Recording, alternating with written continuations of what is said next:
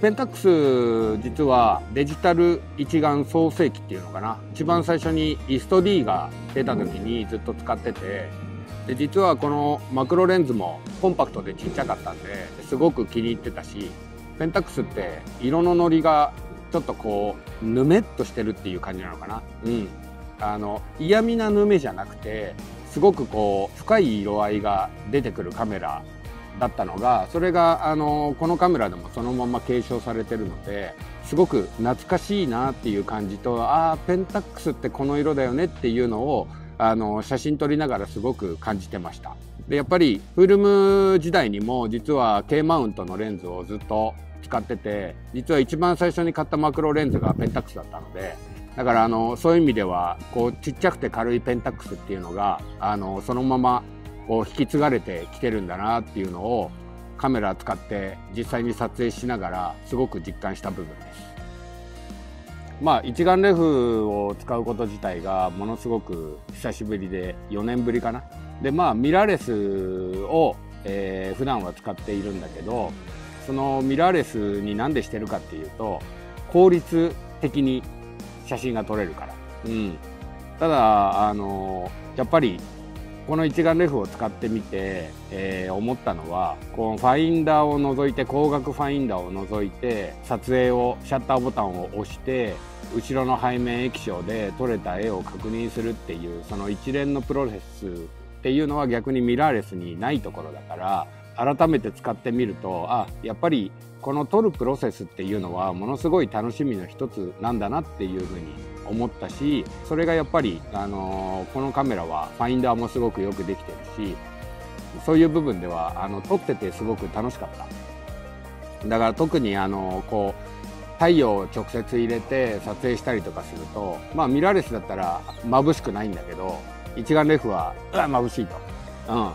でなんかそういうちょっと忘れてた部分っていうのがものすごくこのカメラで感じられて、純粋に撮ってて楽しいなっていうのをすごく感じました。普段フィルムカメラで、撮影したりもするんですね。で古いハッセルとかね、オートフォーカスのついてないフィルムカメラで撮ると、やっぱりシャッターを押した時にミラーショックがあったりとか、あとは絞りを変えたり露出補正をしたりとかっていうことをして、最終的に仕上がるまでやっぱり勘の部分がものすごく多いんだけど、だからその部分のこう作品を作るっていうよりも、そのプロセスを楽しむためにフィルムカメラをたまに使ってるんだけど、やっぱりそのフィルムがデジタルになったっていうだけで、それ以外の部分は全く変わってないから、だからそういう意味ではこのカメラを使ってると、そのフィルムの時に撮影するのと同じ感覚。あとこのカメラがすごくよくできてるなと思ったのはファインダー。普段はミラーレスだとすぐ絞りを変えたりすると後ろのボケ具合が確認できたりするけど、一眼レフだと当然撮ってみないとわからない。でそういう部分が楽しみでもあるし、やっぱり